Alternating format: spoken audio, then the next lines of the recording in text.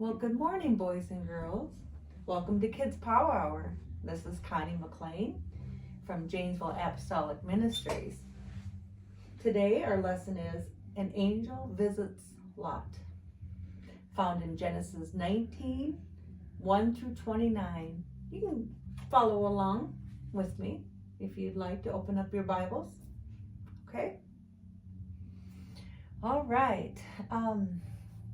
God told Abraham that the people of Sodom and Gomorrah were just evil, wicked people. And everything they did was wicked. He says, I am not pleased with their wickedness. Abraham knew that God abhorred sin and perversion. Abraham knew that sin had to be punished. But since he and God were friends, Abraham asked God, if there are 50 righteous people, would you spare the city?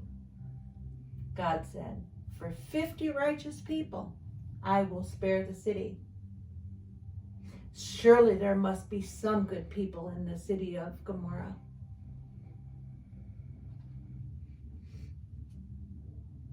You wouldn't want to kill them along with the bad people if there were some good people in there.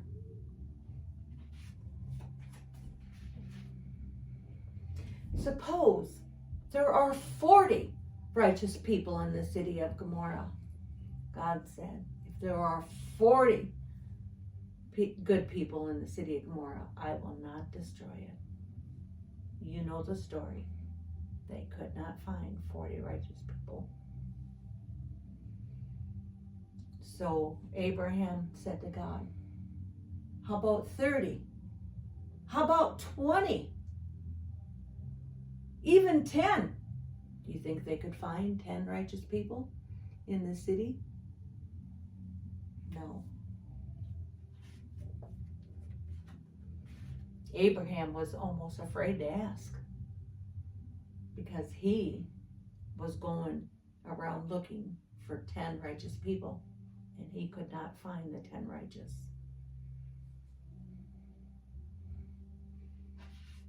With a trembling voice, Abraham asked God, how about Lot's family? I know Lot and his family. I know they are righteous, and I know you, being a loving God, would not destroy the city if even they were righteous. God says,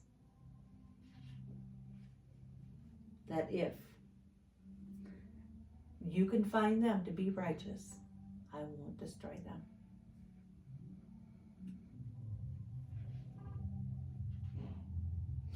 And Abraham, he got on his knees and he asked God, he's my nephew Lot and his family. They live in that city. Would you please spare it for just their sakes? Just spare the city for their sake. The two angels who had visited Abraham went on to Sodom.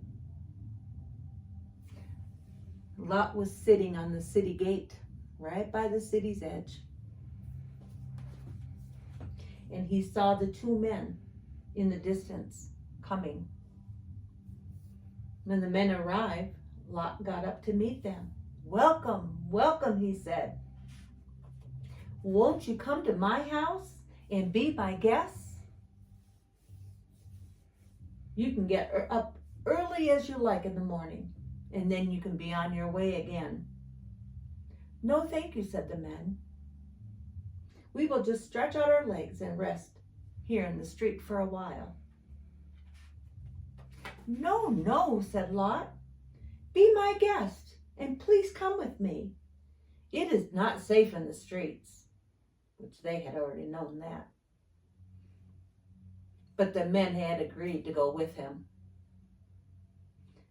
Lot was much like his uncle Abraham when it came to entertaining his friends.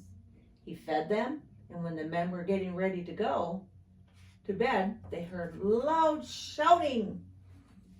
Sold the house.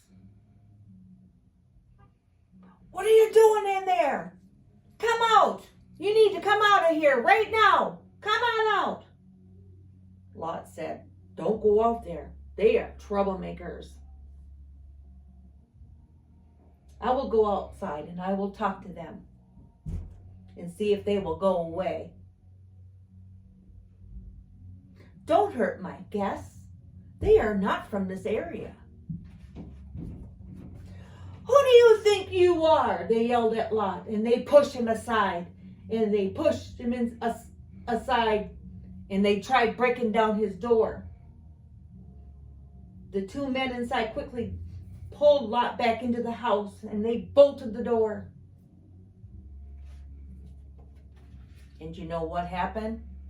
God had blinded their eyes of them evil, wicked men outside, so they couldn't find the door. Can you imagine? Blinding all their eyes so they couldn't see? Yeah, God's pretty powerful. The two men were angels from God. And they had said to Lot, get out of this place at once. You got to get out. He said, God has sent us to destroy this terrible, wicked city. Go and don't look back. Lot didn't know whether he should believe him or not. After all, this was his house. He hesitated for a bit. And the angels took a hold of his hand. They took a hold of his wife's hand and his two daughters' hands and rushed them to safety outside the city.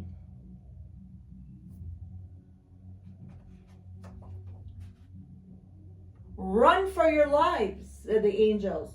Run for the mountains. If you stay here, you will die with the rest of them. And don't look back. Oh, please, Lot begged. Don't send me to the mountains. If I go there, I won't know how to stay alive. Let me stay at that little city over there near the mountains. And he was pointing over some other city. All right, said the angels, but you need to hurry. Then God sent fire down from heaven to destroy that city.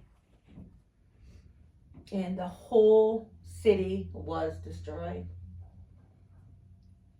But in spite of God's warning not to look back, Lot's wife stopped running and she turned around. And you know what the story.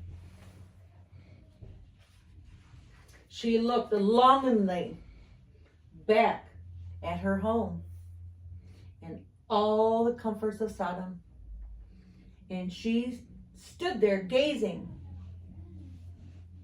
And during her gaze, the Lord had turned her into a pillar of salt. The next morning, Abraham was up early. He saw the smoke from the city rising where Sodom and Gomorrah stood. It was like a furnace had just engulfed the whole city. Then Abraham knew that God had destroyed that city. But God had remembered Abraham. And for his sake, he saved Lot and his two daughters.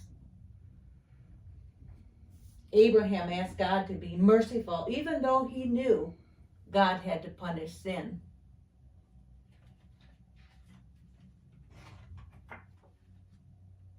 We should thank God for his mercy to us.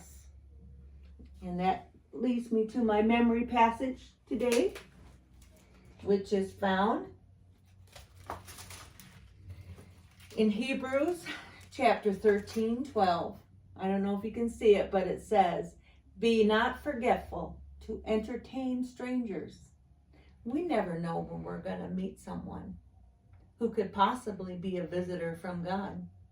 And that's why the Lord reminds us to always be helpful and to be thankful. That concludes our lesson today. Remember to join me next time on our lesson of Abraham's faith. And that concludes that.